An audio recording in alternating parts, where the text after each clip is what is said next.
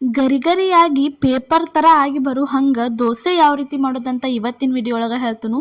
ಕೊನೆ ತನಕ ವಿಡಿಯೋ ನೋಡಿದ್ರಂದ್ರೆ ಈ ಥರ ಗರಿ ಪೇಪರ್ ದೋಸೆ ನೀವು ಮಾಡ್ಕೊಂಡು ತಿನ್ಬೋದು. ಅದಕ್ಕಿಂತ ಮೊದಲು ನಿಮ್ಗೆ ಪ್ರಿಯಾಸ್ ಕಿಚನ್ಗೆ ಸ್ವಾಗತ. ನೀವಿನ್ನೂ ನಮ್ಮ ಚಾನಲ್ನ ಸಬ್ಸ್ಕ್ರೈಬ್ ಮಾಡಿಲ್ಲ ಅಂದ್ರೆ ಬೇಗ ಸಬ್ಸ್ಕ್ರೈಬ್ ಮಾಡ್ಕೋರಿ. ಇಲ್ಲಿ ನೋಡ್ರಿ, ಈ ಥರ ದೋಸೆ ಮಾಡೋಕ್ಕೆ ಇಲ್ಲಿ ಈ ಗ್ಲಾಸಿಲೆ 2 ಗ್ಲಾಸ್ ಆಗುವಷ್ಟು ಅಕ್ಕಿ ನೆನೆ ಇಟ್ಟಿದ್ದೀವಿ ನೋಡ್ರಿ. ರಾತ್ರಿ ನೆನೆ ಇಟ್ಟಿದ್ದೀವಿ ರೀ ನಾವು ಅಕ್ಕಿ ಇದನ್ನು.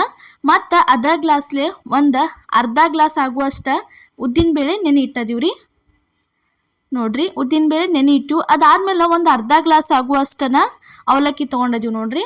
ಅವಲಕ್ಕಿ ಏನೈತಲ್ಲ ಈ ಥರ ಅಕ್ಕಿ ಒಳಗನ ಹಾಕಿದ್ದೀವಿ ರೀ. ಅದಾದ್ಮೇಲೆ ಇಲ್ಲೇ ಮತ್ತು ಒಂದು ಅರ್ಧ ಗ್ಲಾಸ್ ಆಗುವಷ್ಟು ರವೆ, ಸಣ್ಣ ರವೆ ತೊಗೊಂಡಿದ್ದೀವಿ. ಅದನ್ನು ಈ ಥರ ಇಲ್ಲೇ ಹಾಕಿದೀವಿ ನೋಡ್ರಿ. ಅಕ್ಕಿ ಒಳಗನ ಹಾಕಿ ಇಟ್ಕೋಬೇಕ್ರಿ. ಇದನ್ನ ರಾತ್ರಿ ಎಲ್ಲ ನೆನೆಯಾಕ ಇಟ್ಬಿಡ್ಬೇಕ್ರಿ. ಇದನ್ನೆಲ್ಲ ಚೆನ್ನಾಗೆ ಸ್ವಚ್ಛಂಗೆ ನೀರೆಲ್ಲ ತೊಳೆದ ಏನೈತ್ಲ ಸ್ವಚ್ಛನು ನೀರು ಹಾಕಿ ಇದನ್ನೇನೈತ್ಲ ರಾತ್ರಿ ಎಲ್ಲ ನೆನೆಯಾಕ ಇಟ್ಬಿಡ್ಬೇಕ್ರಿ. ಬೆಳಿಗ್ಗೆ ನೋಡ್ರಿ, ಬೆಳಗ್ಗೆ ಅನ್ನೋಷ್ಟೊತ್ತಿಗೆ ಯಾವ ಥರ ನೆನೆದಾವ್ ನೋಡ್ರಿ, ಇಲ್ಲೇ ತೋರ್ಸಾತೀವಿ ನಿಮಗೆ. ಈ ಥರ ನೆಂದಿರ್ತಾವ್ರಿ. ಅದ್ರ ನೀರೆಲ್ಲ ತೆಗೆದ ಈಗ ಮಿಕ್ಸಿಗೆ ಹಾಕೋಬೇಕು ನೋಡ್ರಿ. ಇಲ್ಲೇ ಮಿಕ್ಸಿ ಒಳಗೆ ಹಾಕತ್ತೀವಿ.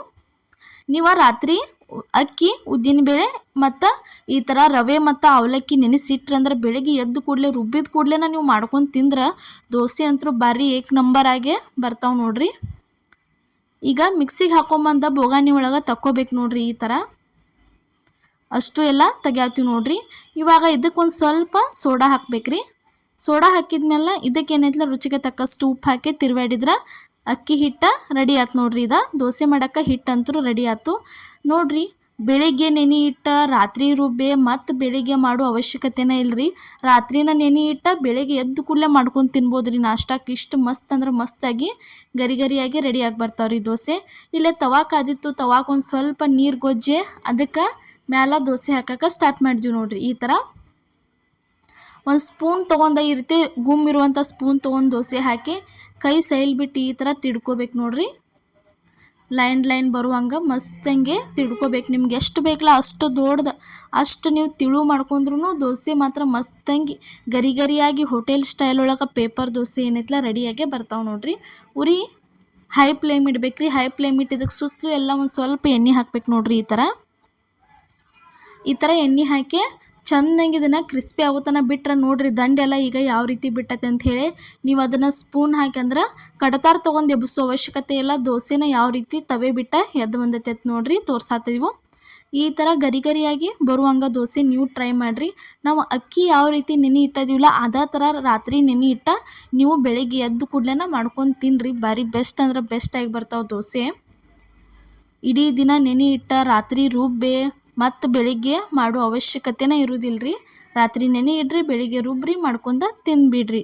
ದೋಸೆ ಅಂತೂ ಭಾರಿಯಾಗಿ ಬರ್ತಾವೆ ನೋಡ್ರಿ. ಯಾವ ರೀತಿ ಆಗೈತೆ ಅಂತ ಹೇಳಿ ತೋರ್ಸಾತೀವಿ. ಎಷ್ಟು ಕ್ರಿಸ್ಪಿಯಾಗಿ ಬಂದೈತಿ ನೋಡ್ರಿ. ಇವಾಗ ಇದನ್ನು ತೆಗಿಯಾತೀವಿ. ಅದೇ ಥರ ಇನ್ನೊಂದು ದೋಸೆ ನಿಮ್ಗೆ ಹಾಕಿ ತೋರ್ಸಾತೀವಿ ನೋಡ್ರಿ. ಇಲ್ಲೇ ನಾವು ತವಾ ಕಾದಿತ್ತು. ತವಾಕೇನೈತಲ್ಲ ಈ ಥರ ಎಣ್ಣೆ ಸ್ವಲ್ಪ ನೀರು ಗೊಜ್ಜಬೇಕ್ರಿ. ನೀರು ಗೊಜ್ಜೆ ಒಂದು ಕಾಟನ್ ಬಟ್ಟೆ ತೊಗೊಂಡು ಸ್ವಚ್ಛಂಗೆ ಅದನ್ನು ಒರೆಸ್ಕೊಂಡು ತೆಗೆದ ಈಗ ದೋಸೆ ಹಾಕತ್ತೀವಿ ನೋಡ್ರಿ. ಯಾವುದೇ ರೀತಿ ಎಣ್ಣೆ ಹಚ್ಚಿ ಹಾಕೋ ಅವಶ್ಯಕತೆ ಇಲ್ಲ. ನೀರು ಗೊಜ್ಜೆ ಹಾಕಿರೋ ದೋಸೆ ಅಂತೂ ಭಾರಿ ಮಸ್ತಾಗಿ ಕೆಂಪಂಗೆ ಆಗಿ ಬರ್ತಾವ್ರಿ. ಈ ಥರ ನೋಡ್ರಿ ಎಷ್ಟು ಬೇಕಲ್ಲ ಅಷ್ಟು ತೆಳ್ಳಂಗೆ ನೀವು ದೋಸೆ ಮಾಡ್ಕೋಬೋದ್ರಿ ನೋಡ್ರಿ.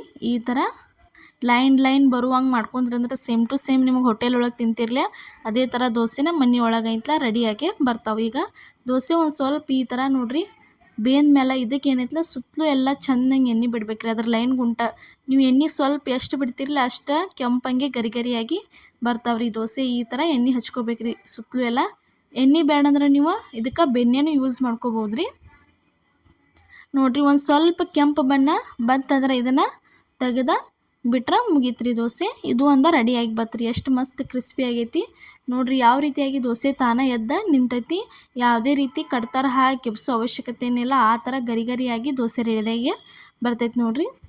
ಇದೇ ಥರ ನಾವು ಮಾಡಿದ್ವಲ್ಲ ಅದ ಟೈಪ್ ಒಳಗನ ನೀವು ಒಂದು ಸಲ ಮಾಡಿರಿ. ಮತ್ತು ನಮ್ಮ ದೋಸೆ ನಿಮ್ಗೆ ಇಷ್ಟ ಆಗಿದ್ರೆ ಮಿಸ್ ಮಾಡ್ಲಾರ್ದ ಕಮೆಂಟ್ ಒಳಗೆ ತಿಳಿಸ್ರಿ.